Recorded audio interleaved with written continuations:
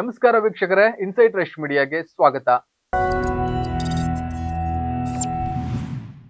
ಇತ್ತೀಚೆಗೆ ಚಿನ್ನದ ಬೆಲೆ ಗಗನಕ್ಕೇರಿದೆ. 10 ಗ್ರಾಂ ಚಿನ್ನಕ್ಕೆ 1,27,000 ಆಸುಪಾಸಿನಲ್ಲಿದೆ. ಅಂದ್ರೆ 1 ಗ್ರಾಂಗೆ 12,500 ರೂಪಾಯಿ ಹಾಗೆ. ಆದರೂ ಚಿನ್ನವನ್ನ ಕೊಳ್ಳುವುದರಲ್ಲಿ ಭಾರತೀಯರು ಹೆಚ್ಚು ಆಕರ್ಷಿತರಾಗ್ತಾ ಇದ್ದಾರೆ. ಅದೇ ಕಾರಣಕ್ಕೆ ಪ್ರಪಂಚದಲ್ಲಿ ಭಾರತೀಯರು ಚಿನ್ನವನ್ನು ಕೊಳ್ಳುವ ರಾಷ್ಟ್ರಗಳ ಸಾಲಿನಲ್ಲಿ 2ನೇ ಸ್ಥಾನದಲ್ಲಿದ್ದಾರೆ. 2020ರ ಒಂದು ಸರ್ವೆಯ ಪ್ರಕಾರ ಮಧ್ಯಮ ವರ್ಗದ ಸುಮಾರು 50% ಜನರ ಹತ್ತಿರ ಚಿನ್ನವಿದೆ ಎಂದು ತಿಳಿದು ಬಂದಿದೆ. ಅದರಲ್ಲೂ 32% ಜನರ ಹತ್ತಿರ ತುಂಬಾ ಕಡಿಮೆ ಆದಾಯವಿದ್ದರೂ ಅವರೂ ಸಹ ಚಿನ್ನವನ್ನ ಹೊಂದಿದ್ದಾರೆ ಎಂದು ಈ ಸರ್ವೆ ತಿಳಿಸುತ್ತೆ. ಹೀಗಾಗಿ ಚಿನ್ನಕ್ಕೆ ಇತ್ತೀಚಿನ ದಿನಗಳಲ್ಲಿ ಅದರದ್ದೇ ಆದಂತಹ ಮೌಲ್ಯ ಇದ್ದು ದಿನದಿಂದ ದಿನಕ್ಕೆ ಅದರ ಬೆಲೆ ಮತ್ತು ಮಹತ್ವ ಏರುತ್ತಲೇ ಇದೆ. ಆದರೆ ಈ ಚಿನ್ನ ಭೂಮಿಗೆ ಹೇಗೆ ಬಂತು ಎನ್ನುವುದು ಸಾಕಷ್ಟು ಜನರಿಗೆ ತಿಳಿದಿಲ್ಲ. ಈ ಹಳದಿ ಲೋಹಕ್ಕೆ ಇರುವ ಬೆಲೆ ಬೇರೆ ಯಾವ ಲೋಹಕ್ಕೂ ಸಹ ಇಲ್ಲ. ಚಿನ್ನ ಹೇಗೆ ಚಿನ್ನ ಆಯ್ತು ಅಂತ ನಾವು ಯಾರನ್ನಾದ್ರೂ ಕೇಳಿದ್ರೆ ಅವರ ಬಳಿ ಒಂದು ಕರೆಕ್ಟ್ ಆದಂತಹ ಆನ್ಸರ್ ಇರೋದಿಲ್ಲ. ಈ ಒಂದು ಪ್ರಶ್ನೆ ಇದೆಯಲ್ಲ, ಇದು ಚಿನ್ನದ ಭೌಗೋಳಿಕ ಮೂಲ ಮತ್ತು ಸಾಂಸ್ಕೃತಿಕ ಮಹತ್ವ, ಆರ್ಥಿಕ ಮೌಲ್ಯದ ಬಗ್ಗೆ ಕೇಳುವ ಒಂದು ಕುತೂಹಲಕಾರಿ ಪ್ರಶ್ನೆಯಾಗಿದೆ. ವಿಶೇಷವಾಗಿ ಸಾಂಸ್ಕೃತಿಕ ಪರಿಸರದ ಭಾರತದಂತಹ ದೇಶದಲ್ಲಿ ಚಿನ್ನವು ಅಪಾರ ಮೌಲ್ಯವನ್ನು ಹೊಂದಿದೆ. ಚಿನ್ನದ ರಚನೆ, ಮೌಲ್ಯ ಮತ್ತು ಸಾಂಸ್ಕೃತಿಕ ಪ್ರಾಮುಖ್ಯತೆಯ ಬಗ್ಗೆ ಸಂಕ್ಷಿಪ್ತ ವಿವರಣೆಯನ್ನ ನೋಡ್ತಾ ಹೋಗೋಣ. ಮೊದಲನೇದಾಗಿ ಚಿನ್ನದ ಭೌಗೋಳಿಕ ಮೂಲ. ಚಿನ್ನವು ಪ್ರಕೃತಿಯಲ್ಲಿ ಸಹಜವಾಗಿ ದೊರೆಯುವ ಒಂದು ಮೂಲ ಧಾತು. ಇದರ ಸಂಕೇತ Au ಆದರೆ ಪರಮಾಣು ಸಂಖ್ಯೆ 79. ಇದು ಲಕ್ಷಾಂತರ ವರ್ಷಗಳ ಹಿಂದೆ ಸೂಪರ್ನೋವಾ ಮತ್ತು ನಕ್ಷತ್ರಗಳ ಘರ್ಷಣೆಯಂತಹ ಕಾಸ್ಮಿಕ್ ಪ್ರಕ್ರಿಯೆಗಳಿಂದ ರೂಪುಗೊಂಡಿತು ಎಂಬುವ ನಂಬಿಕೆ ಹಾಗೂ ವೈಜ್ಞಾನಿಕವಾಗಿಯೂ ಸಹ ಇದು ಸಾಬೀತಾಗಿದೆ. ಭೂಮಿಯ ಮೇಲೆ ಇದು ಭೂಪದರದಲ್ಲಿ ಕಡಿಮೆ ಪ್ರಮಾಣದಲ್ಲಿ ಕ್ವಾರ್ಟ್ಸ್ ಗೆರೆಗಳಲ್ಲಿ ಅಂದ್ರೆ ಜಲವಾಹಕ ಶಿಲಾಖಂಡಗಳಿಂದ ಕೂಡಿದ ನದಿಗಳಲ್ಲಿ ಕಂಡುಬರುತ್ತೆ. ಕ್ವಾರ್ಟ್ಸ್ ಎಂದರೆ ಇದು ಭೂಮಿಯ ಮೇಲೆ ಅತ್ಯಂತ ಸಾಮಾನ್ಯವಾಗಿ ಸಿಗುವ ಮತ್ತು ಗಟ್ಟಿಯಾದ ಖನಿಜಗಳು ಎಂದರ್ಥ. ಇಲ್ಲಿ ಸಿಕ್ಕ ಹಳದಿ ಲೋಹದ ಅಪರೂಪತೆ, ಹೊಳಪು, ಒಡವೆ ತಯಾರಿಕೆಗೆ ಸುಲಭವಾಗಿರುವ ಗುಣ, ಕೊಳೆಯದಿರುವ ಹಾಗೂ ತುಕ್ಕು ಹಿಡಿಯದಿರುವ ಗುಣವು ಪ್ರಾಚೀನ ಸಂಸ್ಕೃತಿಗಳಿಗೆ ಹೆಚ್ಚು ಆಕರ್ಷಣೀಯವಾಗಿತ್ತು. ಇನ್ನು ಚಿನ್ನದ ರಚನೆಯ ಬಗ್ಗೆ ನೋಡುವುದಾದ್ರೆ, ಚಿನ್ನವು ಭೂಮಿಯ ಒಳಗಿನ ಭಾಗದಲ್ಲಿ ಭೂಶಾಖದ ಅಥವಾ ಹೈಡ್ರೋಥರ್ಮಲ್ ಪ್ರಕ್ರಿಯೆಗಳ ಮೂಲಕ ರೂಪುಗೊಂಡಿದೆ. ಇದರಲ್ಲಿ ಬಿಸಿಯಾದ ದ್ರವಗಳು ಚಿನ್ನವನ್ನ ಒಯ್ದು ಶಿಲಾಖಂಡಗಳಲ್ಲಿ ಶೇಖರಣೆಯನ್ನ ಮಾಡಿತ್ತು.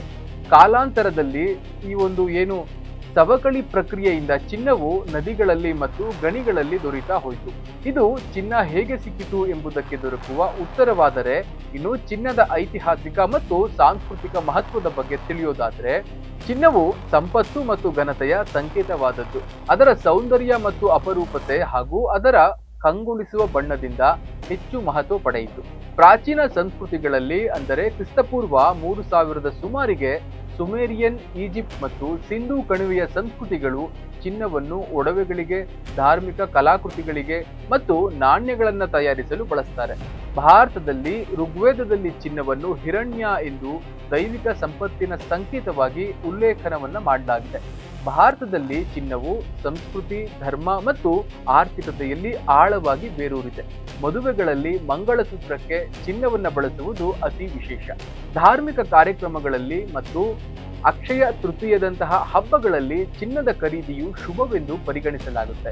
ಇನ್ನು ವಿಶ್ವ ವ್ಯಾಪಾರದ ಕಡೆ ನೋಡುವುದಾದ್ರೆ, ಕ್ರಿಸ್ತಶಕ 1ನೇ ಶತಮಾನದ ವೇಳೆಗೆ ಭಾರತವು ರೇಷ್ಮೆ ಮಾರ್ಗದ ಮೂಲಕ ಚಿನ್ನವನ್ನ ಆಮದು ಮಾಡಿಕೊಂಡಿತ್ತು. ರೋಮನ್ ಇತಿಹಾಸಕಾರ ಪ್ಲಿನಿ ಭಾರತದ ಚಿನ್ನದ ಬೇಡಿಕೆಯಿಂದ ರೋಮ್ಗೆ ಆರ್ಥಿಕ ತೊಂದರೆಯಾಗಿತ್ತು ಎಂದು ದಾಖಲೆಯನ್ನ ಮಾಡಿದ್ದಾನೆ. ಅಂದ್ರೆ ನೀವೇ ಲೆಕ್ಕ ಹಾಕಿ ಭಾರತದಲ್ಲಿ ಎಷ್ಟರ ಮಟ್ಟಿಗೆ ಚಿನ್ನವನ್ನ ಆ ಕಾಲದಲ್ಲಿ ಬಳಸ್ತಾ ಇದ್ರು ಅಂತ. ಇನ್ನು ಮೇಲೆ ಹೇಳಿದ ರೇಷ್ಮೆ ಮಾರ್ಗ ಎಂದರೇನು ಎಂದು ನೋಡುವುದಾದ್ರೆ, ಭಾರತದ ರೇಷ್ಮೆ ಮಾರ್ಗವು ಪೂರ್ವ ಮತ್ತು ಪಶ್ಚಿಮವನ್ನು ಸಂಪರ್ಕಿಸುವ ಪುರಾತನ ವ್ಯಾಪಾರ ಮಾರ್ಗಗಳ ಒಂದು ಜಾಲ ಅಂತ ಹೇಳ್ಬೋದು. ಇದು China, Bharat, Persia, Greece, Italy ಮತ್ತು ಅರೇಬಿಯಾದಂತಹ ನಾಗರಿಕತೆಗಳ ನಡುವೆ ರೇಷ್ಮೆ, ಮಸಾಲೆಗಳು, ಅಮೂಲ್ಯ ಕಲ್ಲುಗಳು, ಜವಳಿ ಮತ್ತು ಇತರ ವಸ್ತುಗಳ ವ್ಯಾಪಾರವನ್ನು ಸುಗಮಗೊಳಿಸಿತು. ಈ ಮಾರ್ಗವು ಕೇವಲ ಆರ್ಥಿಕ ವಿನಿಮಯಕ್ಕೆ ಮಾತ್ರ ಸೀಮಿತವಾಗದೆ ಸಂಸ್ಕೃತಿಗಳ ಮತ್ತು ಧರ್ಮ ಹಾಗೂ ವಿಶೇಷವಾಗಿ ಬೌದ್ಧ ಧರ್ಮ ಮತ್ತು ತಂತ್ರಜ್ಞಾನಗಳ ವಿನಿಮಯಕ್ಕೂ ಸಹ ಕಾರಣವಾಯಿತು. ಚಿನ್ನ ಆರ್ಥಿಕ ಮೌಲ್ಯದ ರೂಪದಲ್ಲಿ ನಾಣ್ಯ ಮತ್ತು ಸಂಪತ್ತಿನ ಖಜಾನೆಯಾಗಿ ತನ್ನ ಆಧಿಪತ್ಯವನ್ನ ಸ್ಥಾಪಿಸ್ತಾ ಹೋಯಿತು. ಪ್ರಾಚೀನ ಭಾರತದಲ್ಲಿ ಉದಾಹರಣೆಗೆ ಗುಪ್ತರ ಚಿನ್ನದ ನಾಣ್ಯಗಳು ಮತ್ತು ವಿಶ್ವದಾದ್ಯಂತ ಚಿನ್ನವನ್ನು ನಾಣ್ಯವಾಗಿ ಅಥವಾ ಸಂಪತ್ತಿನ ಶೇಖರಣೆಗೆ ಬಳಸಲಾಗ್ತಾ ಇತ್ತು. ಇದರ ಸ್ಥಿರತೆಯು ದುಡ್ಡಿನ ಏರಿಳಿತದ ವಿರುದ್ಧ ರಕ್ಷಣೆಯನ್ನು ಮಾಡುವಂತ ಒಂದು ಕ್ರಮವಾಗಿತ್ತು. ಈಗ ಹೇಗೆ ಹಣವಂತರು ಹಾಗೂ ಬಡವರು ಚಿನ್ನದ ಮೇಲೆ ಹೂಡಿಕೆ ಮಾಡುತ್ತಾರೋ ಹಾಗೆಯೇ ಅಂದಿನ ಕಾಲದಲ್ಲಿಯೂ ಸಹ ಚಿನ್ನದ ಮೇಲೆ ಹೆಚ್ಚಾಗಿ ಹಣವನ್ನ ಹೂಡಿಕೆ ಮಾಡ್ತಾ ಇದ್ರು. ಇದು ಆಧುನಿಕ ಆರ್ಥಿಕತೆಯ ವಿಷಯದಲ್ಲಿ ಚಿನ್ನವು MCX ಅಂದರೆ ಮಲ್ಟಿ ಕಾಮೊಡಿಟಿ ಎಕ್ಸ್ಚೇಂಜ್ ಭಾರತ ಮತ್ತು ಕಾಮೆಕ್ಸ್ ನಂತಹ ವಿಶ್ವ ಮಾರುಕಟ್ಟೆಗಳಲ್ಲಿ ವ್ಯಾಪಾರವಾಗುವ ಸರಕು. ಭಾರತವು ವಾರ್ಷಿಕವಾಗಿ 800 ರಿಂದ 900 ಟನ್ಗಳಷ್ಟು ಚಿನ್ನವನ್ನ ಆಮದು ಮಾಡಿಕೊಳ್ತಾ ಇದೆ. ಮುಖ್ಯವಾಗಿ ಒಡವೆಗಳಿಗೆ 80%, ಆದರೆ ಬಾಕಿ ಚಿನ್ನದ ಮೌಲ್ಯ ಹೂಡಿಕೆಗೆ ವಿನಿಮಯವಾಗ್ತಾ ಇದೆ. ಇನ್ನು ಚಿನ್ನದ ದರದ ಮುಂದಿನ ಬೆಳವಣಿಗೆಗಳ ಬಗ್ಗೆ ಹೇಳುವುದಾದ್ರೆ, ವಿವಿಧ ಸಂಸ್ಥೆಗಳ ಮುನ್ಸೂಚನೆಗಳ ಪ್ರಕಾರ ಚಿನ್ನದ ಬೆಲೆಯು 2020ರ ವೇಳೆಗೆ ಇನ್ನಷ್ಟು ಏರಿಕೆಯಾಗುವ ಸಾಧ್ಯತೆ ಇದೆ. ಉದಾಹರಣೆಗೆ ಕೆಲವು ವಿಶ್ಲೇಷಕರು ಭಾರತೀಯ ಮಾರುಕಟ್ಟೆಯಲ್ಲಿ ಮುಂಬರುವ 2 ರಿಂದ 3 ವರ್ಷಗಳಲ್ಲಿ ಚಿನ್ನದ ಬೆಲೆ 10 ಗ್ರಾಂಗೆ 2 ಲಕ್ಷ ತಲುಪಬಹುದು ಎಂದು ಅಂದಾಜನ್ನ ಮಾಡಿದ್ದಾರೆ. ಬ್ಯಾಂಕ್ ಆಫ್ ಅಮೆರಿಕ ಅಥವಾ ಬೋಫಾ 2026ರ ವೇಳೆಗೆ ಅಂತಾರಾಷ್ಟ್ರೀಯ ಮಾರುಕಟ್ಟೆಯಲ್ಲಿ ಚಿನ್ನದ ಮೇಲೆ ಔನ್ಸ್ಗೆ $5,000 ತಲುಪಬಹುದು ಎಂದು ಅಂದಾಜಿಸಿದೆ. ಔನ್ಸ್ ಎಂದರೆ ಅಮೆರಿಕದ ಮತ್ತು ಬ್ರಿಟಿಷ್ ಸಾಮ್ರಾಜ್ಯಶಾಹಿಗಳಲ್ಲಿ ಅಥವಾ ಆ ಪದ್ಧತಿಗಳಲ್ಲಿ ಸಾಮಾನ್ಯವಾಗಿ ಬಳಸುವ ತೂಕದ ಮಾನ. ಹೀಗೆ ಚಿನ್ನ ದಿನದಿಂದ ದಿನಕ್ಕೆ ಅದರ ಕಬಂದ ಬಾಹುವನ್ನ ಪ್ರಪಂಚದೆಲ್ಲೆಡೆ ಹರಡ್ತಾ ಇದೆ ಅಥವಾ ಚಾಚ್ತಾ ಇದೆ ಅಂತ ಹೇಳಿದ್ರೆ ತಪ್ಪಾಗ್ಲಿಕ್ಕಿಲ್ಲ. ಚಿನ್ನದ ಬಗ್ಗೆ ನಿಮ್ಮ ಅನಿಸಿಕೆಯನ್ನ ಕಾಮೆಂಟ್ ಮೂಲಕ ತಿಳಿಸಿ ಅಂತ ಹೇಳ್ತಾ ನಮಸ್ಕಾರ.